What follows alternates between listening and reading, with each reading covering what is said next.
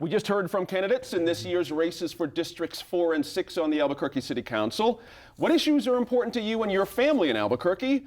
What issues do you hope the City Council will focus on after the election? Tell us what you think. Share your thoughts with us online at newmexicoinfocus.org.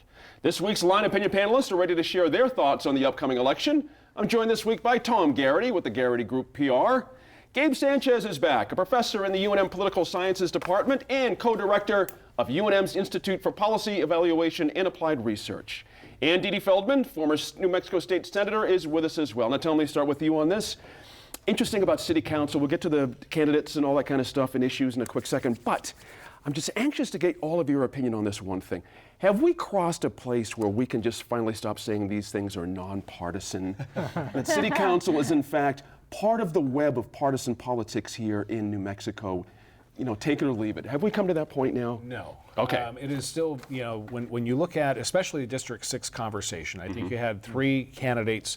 You know, one was clearly, you know, being promoted by the Democratic Party, the other by the Republican Party, and the other by the WOW Party. I mean, he was, I like Sam. Yes, absolutely. And so he's actually a breath of fresh air. But, you know, I think that it's still very partisan, and to say that this is not partisan politics is not being real truthful. Senator, what do you think of that? Yes, I agree.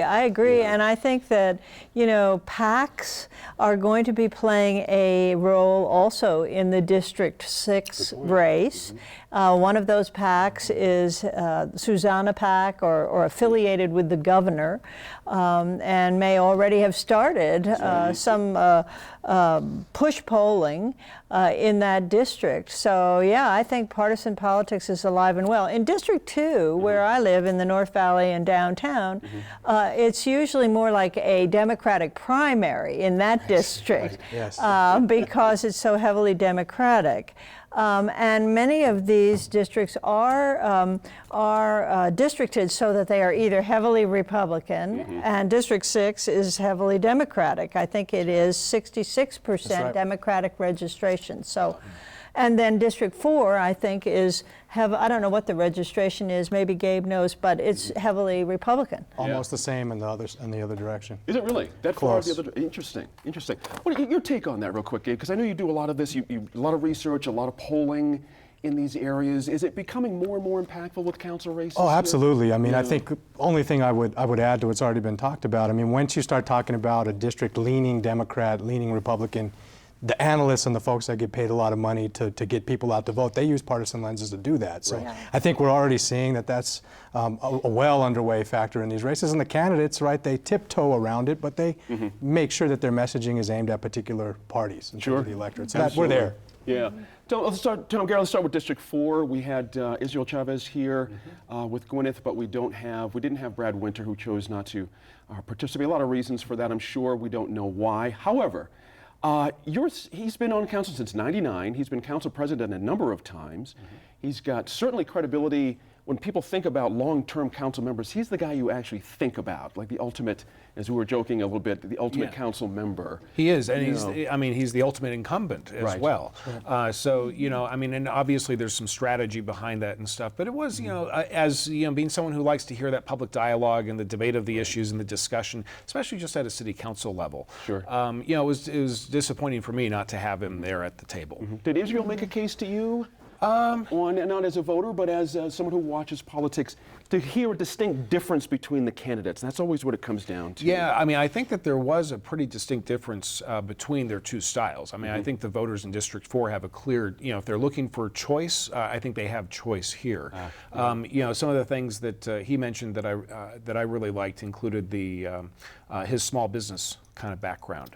I thought that he has a chance to connect with a lot of people talking about his family, small business, trucking stories and stuff. That really resonated with me. Dee Dee, how'd you make that? I mean, it's interesting that he has a small business background. His parents owned a trucking company and struggled to make it work. I think he's kind of a breath of fresh air in that district. People are very familiar with Brad Winter, both in APS as well as in the council.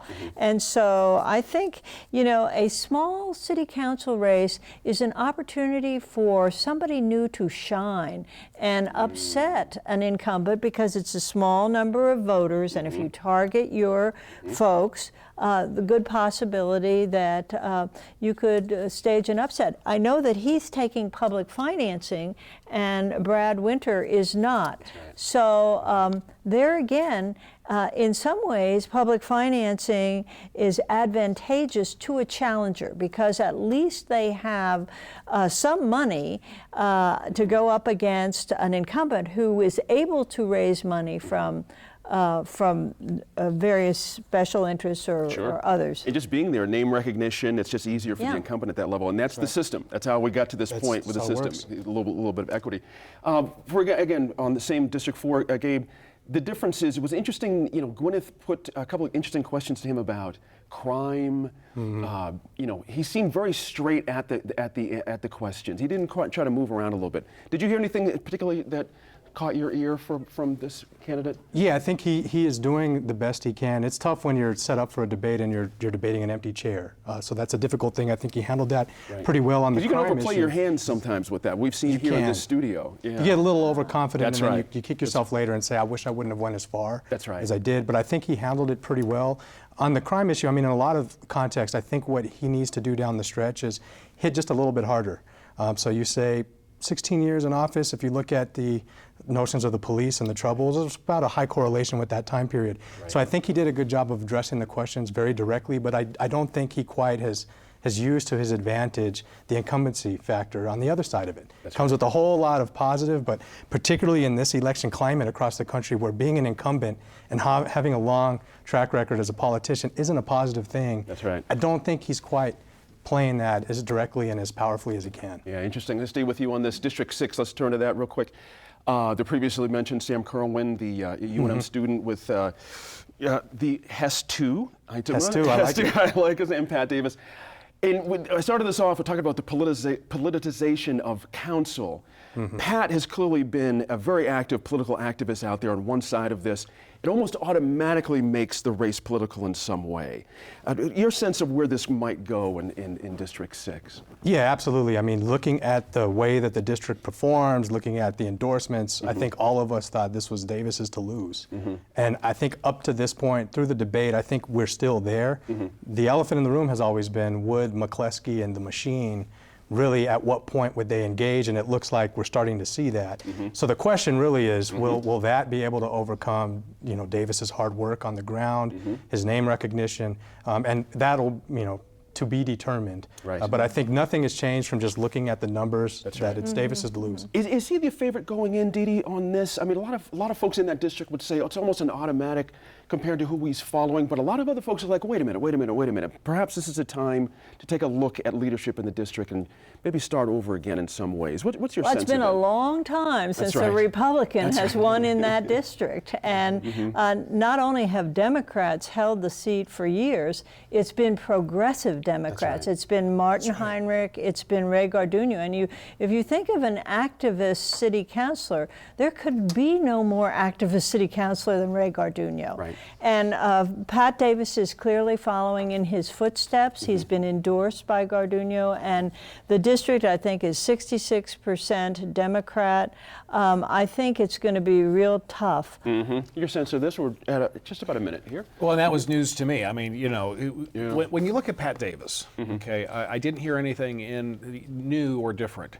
Here's what kind of bothered me is that if he was running for police chief, he'd be the most qualified candidate. Right. But Brought it it's up a not. lot. He Yeah, did. that's He right. did. But he brought it up a lot, and I know that crime is a huge issue. That's right. I think to your question earlier, if the Republicans want to have an impact, I'm not sure that Hess is going to be that candidate.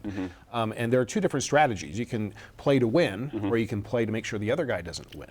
And if you go with the latter strategy, it's in the Republicans' best interest to really see what type of traction they can get with Sam Kerwin, because I really think that he's got such a fresh approach, and he's just far enough to the left that it could get some of those Democrats who are looking for that change. Interesting. And the key there is it could make sure that there's not a 50% threshold, and then you've got a runoff, and then things get really interesting. So I think that's the key. If Sam can really eat into the numbers to force a runoff. That's It's a interesting. different But election. at don't that you point. think in a runoff, it's clearly Pat Davis's to win because, again, because of the demographics of the district? Except for the fact that publicly financed campaign, that money will eventually slow up and run out. So that's the other piece to the puzzle is funding. This could be interesting to watch, District 6. Up next, The Line talks about secrecy and how the state is handling applications from potential medical marijuana producers.